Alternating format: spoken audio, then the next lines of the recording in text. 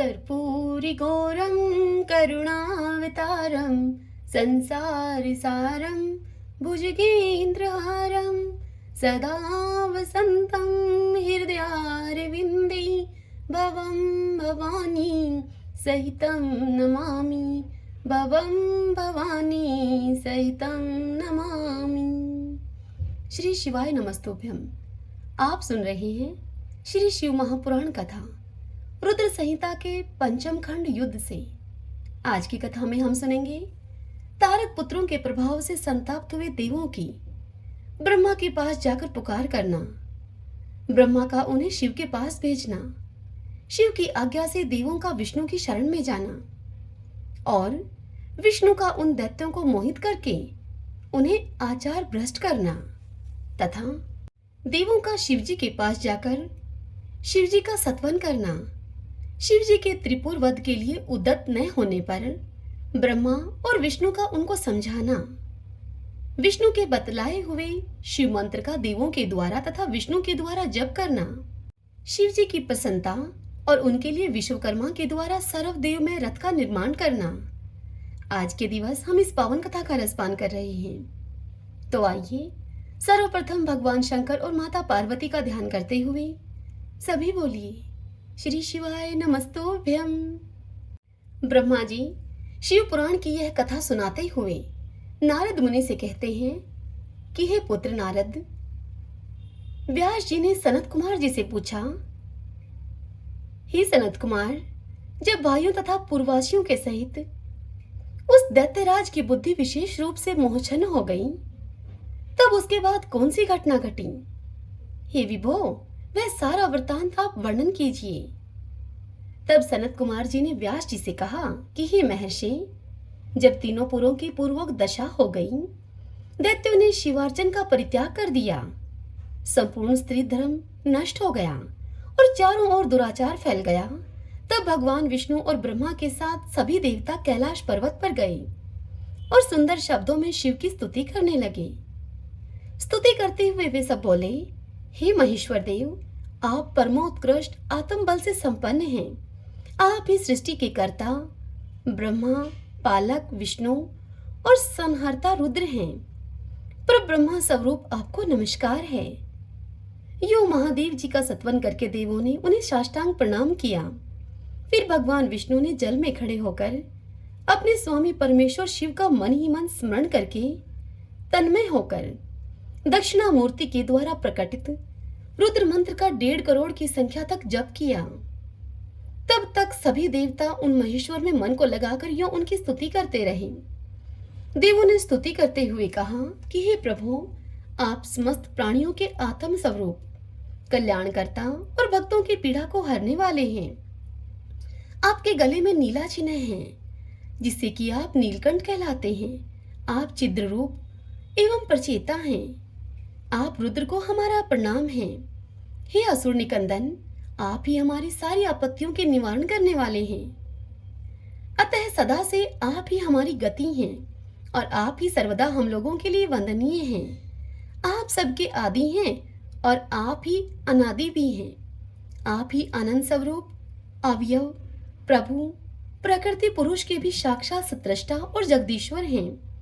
आप ही रजोगुण, सतवगुण और तमोगुण के आश्रय से ब्रह्मा, विष्णु और रुद्र होकर जगत के कर्ता, भर्ता और संहारक बनते हैं। आप ही इस भवसागर से तारने वाले हैं। आप समस्त प्राणियों के स्वामी, अविनाशी, वरदाता, वांगमय स्वरूप, वेद प्रतिपाद और वाच्य वाचकता से रहित हैं। वेग वेता योगी, आप ईशान से मुक्ति की याचना करते हैं। आप योगियों के हृदय कमल की कर्णिका पर विराजमान रहते हैं। वेद और संतजन कहते हैं कि आप पर ब्रह्मा स्वरूप, तत्वरूप, तेजो राशि और परात्पर हैं। हे सर्व, आप सर्वव्यापी, सर्वात्मा और त्रिलोकी के अधिपति हैं। हे भाव, इस जगत में जिसे परमात्मा कहा जाता है वह आप ही हैं। हे जगत गुरु, इस जगत में जिसे देखने, सुनने, सत्वन करने और जानने योग्य बताया गया है और बताया जाता है और जो अणु से भी सूक्ष्म तथा महान से भी महान है, वह आप ही हैं। आप चारों ओर हाथ, पैर, नेत्र, सिर, मुख, कान और नाक वाले हैं, अतः आपको चारों ओर से नमस्कार है। हे सर्वव्यापिन, आप सर्वज्ञ, सर्वेश्वर, अनावर्त और विश्व रूप हैं। आप विरूपाक्ष को सब ओर से अभिवादन है।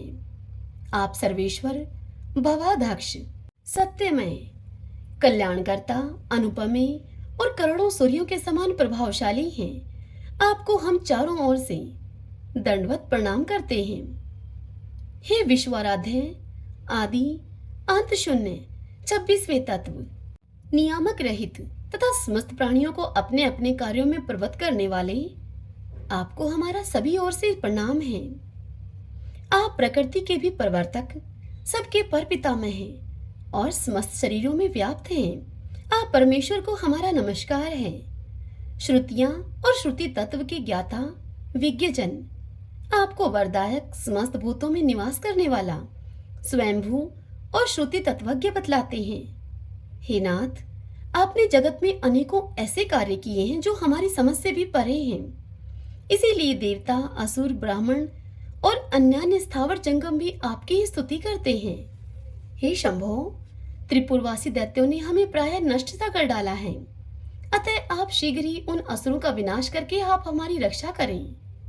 क्योंकि हे देववल्लभ, हम देवों के एकमात्र आप ही गति हैं। हे परमेश्वर, इस समय वे आपकी माया से मोहित हो गए हैं, अतः हे प्रभु, वे भगवान विष्णु के द्वारा बताई हुई युक्ति के चक्र में फंसकर सारा धर्म कर्म छोड़ बैठे हैं। हे भक्त वत्सल, हमारे सौभाग्यवश इस समय उन दैत्यों ने संपूर्ण धर्मों का परित्याग कर दिया है और नास्तिक शास्त्र का आश्रय ले रखा है।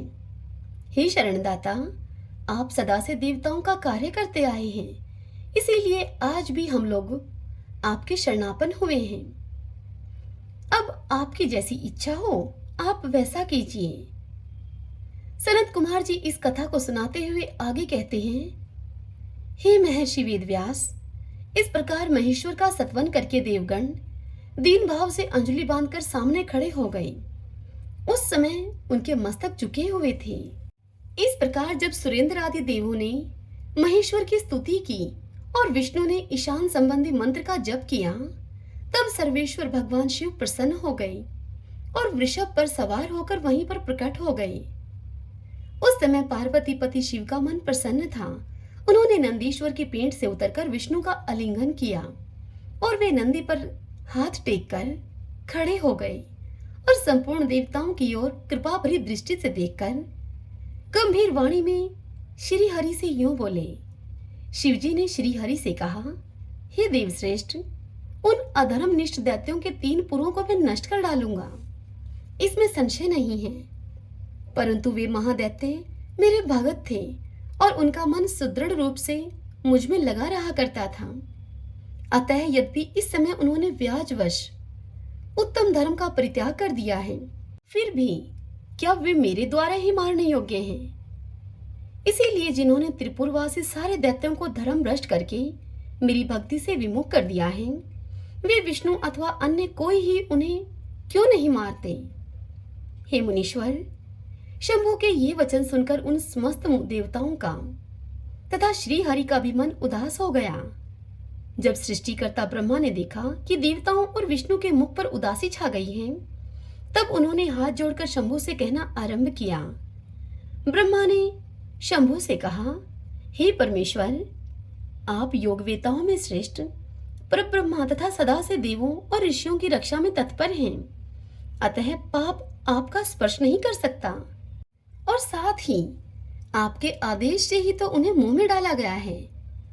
इसके प्रेरक तो आप ही हैं। हे प्रभु, इस समय अवश्य ही उन्होंने अपने धर्म का परित्याग कर दिया है और वे आपकी भक्ति से विमुख हो गए हैं।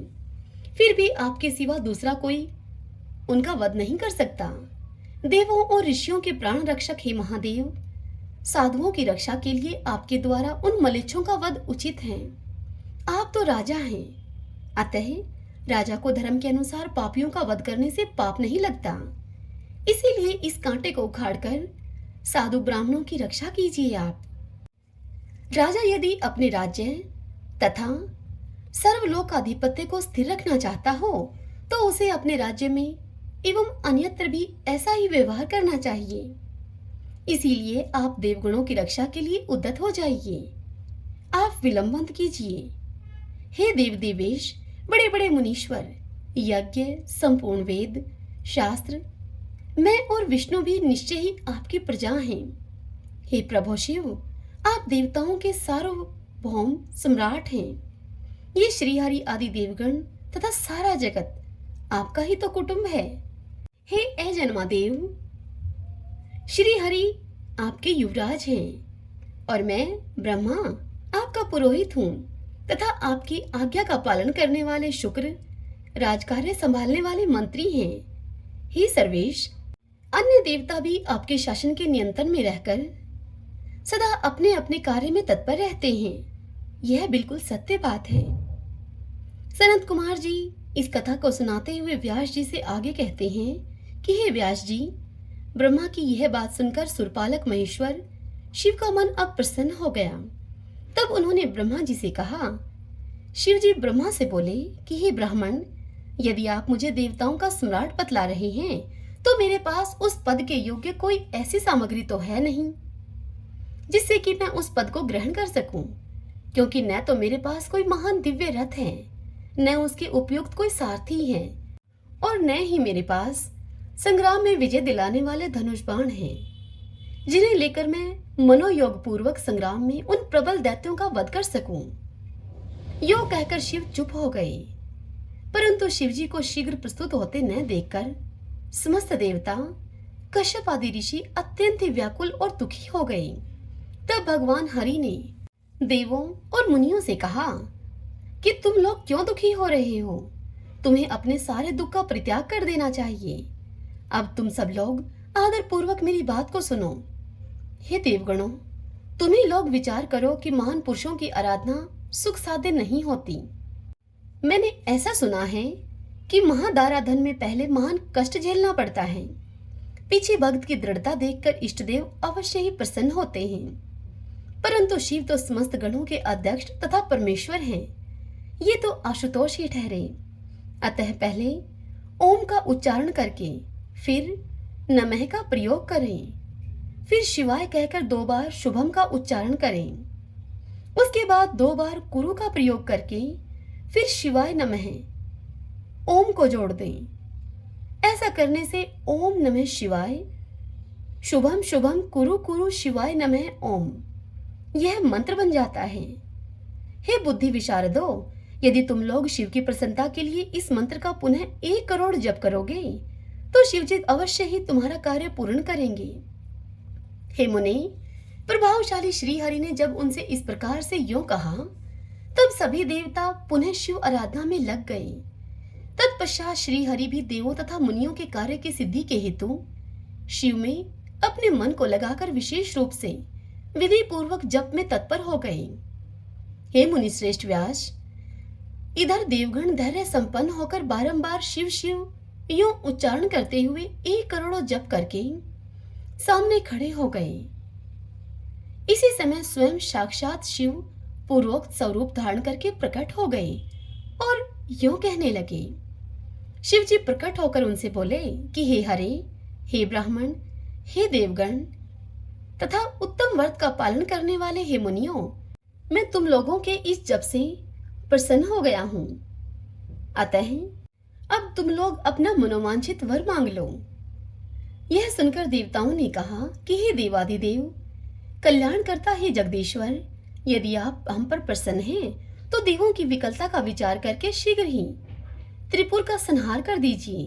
हे परमेश्वर, आप दीनबंधु तथा कृपा की खान हैं।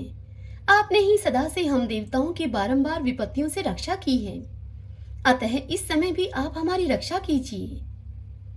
सनत कुमार जी वेदव्यास जी से इस कथा को सुनाते हुए आगे कहते हैं कि हे ब्राह्मण, तब ब्रह्मा और विष्णु के सहित देवों की वह बात सुनकर शिवजी मन ही मन बड़े प्रसन्न हुए और पुनः उनसे इस प्रकार बोले।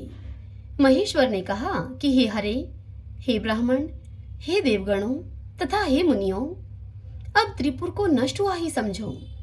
तुम लोग आदर पूर्वक मेरी बात को सुनो और उसी के अनुसार कार्य करो। मैंने पहले जिस दिव्य रथ, सारथी, धनुष और उत्तम बाण को अंगीकार किया है, वह सब शीघ्र ही तुम तैयार करो। विष्णु तथा हे विधि, निश्चय ही तुम दोनों त्रिलोकी के अधिपति हो, इसीलिए तुम्हें चाहिए कि मेरे लिए प्रयत्न पूर्वक सम्राट के योग्य सारा उपकरण प्रस्तुत कर दो। तुम दोनों सृष्टि के सर्जन और पालन कार्य में नियुक्त हो, अतः त्रिपुर को नष्ट हुआ समझकर देवताओं की सहायता के लिए यह कार्य तुम अवश्य करो। यह शुभ मंत्र जिसका तुम लोगों ने अभी जप किया है, महान पुण्य में तथा मुझे प्रसन्न करने वाला है। यह भुक्ति मुक्ति का दाता, संपूर्ण कामनाओं का पूरक और शिव भक्तों के लिए आनंदप्रद है। यह स्वर्गकामी पुरुषों के लिए धन, यश और आयु की वृद्धि करने वाला है। यह निष्काम के लिए मोक्ष तथा साधन करने वाले पुरुषों के लिए भुक्ति मुक्ति का साधक है। जो मनुष्य पवित्र होकर सदा इस मंत्र का कीर्तन करता है अथवा सुनता है या फिर दूसरों को सुनाता है, उसकी सारी अभिलाषाएं पूर्ण हो जाती हैं। सनत कुमार जी आगे कहते हैं कि हे वेदव्यास मुने, परमात्मा शिव की इस बात को सुनकर सभी देवता परम प्रसन्न हुए और ब्रह्मा तथा विष्णु को तो विशेष आनंद प्राप्त हुआ। उस समय विश्वकर्मा ने शिव के आज्ञा के अनुसार विश्व के हित के लिए एक सर्वदेवमय तथा परम शोभन दिव्य रथ का निर्माण किया। हरि ओम तत्सत। श्री शिवाय नमस्तुभ्यं। भक्तजनों, आज की यह कथा यहीं पर पूर्ण हुई। इससे आगे कल की कथा में हम सुनेंगे सर्वदेवमय रथ का वर्णन, शिव जी का उस रथ पर चढ़कर युद्ध के लिए प्रस्थान करना, उनका पशुपति नाम पड़ने का कारण, शिव जी के द्वारा गणेश का पूजन और त्रिपुर दाह, मैदानों का त्रिपुर से जीवित बच निकलना।